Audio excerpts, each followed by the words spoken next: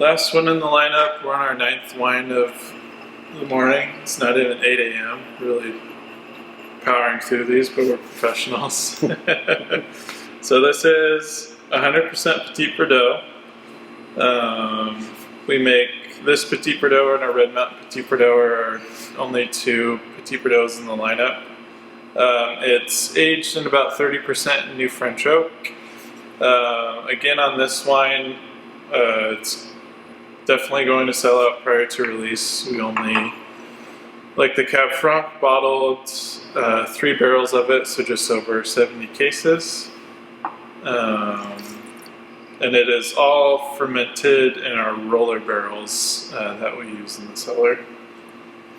I think of all the wines that we make, this, I mean, we really have to monitor, how long we ferment this, because I can remember 10 years ago we would never even thought of making Varietal Petit Verdot because they were just too big.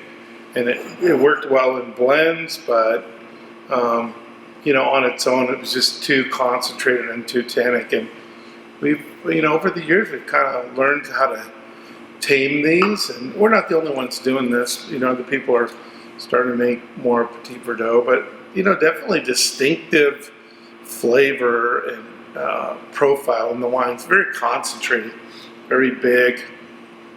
I mean, you could have this with a big slab of venison. I think would be really good. Yeah, definitely something you want to pair with really fatty type dishes. I think with our roller barrels that we use, so they're these big barrels that are like double the size of a traditional barrel that we age in, and we put all the grapes in there right off the crush pad, and there's really nowhere for the cap to go, which all the grape skins tend to float to the top. So those skins are kind of always submerged in the entire fermentation. And it kind of gives like a constant extraction throughout the entire fermentation process.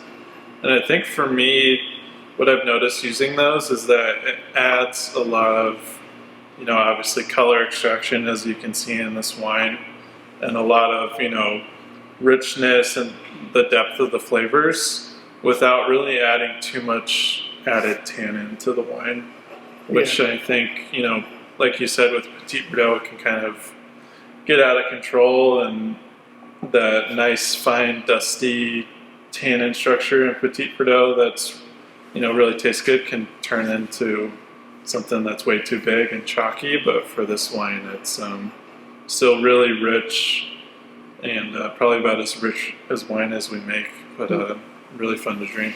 Yeah, so I mean, I know there's a certain number of you Petit Verdot lovers in our wine club, and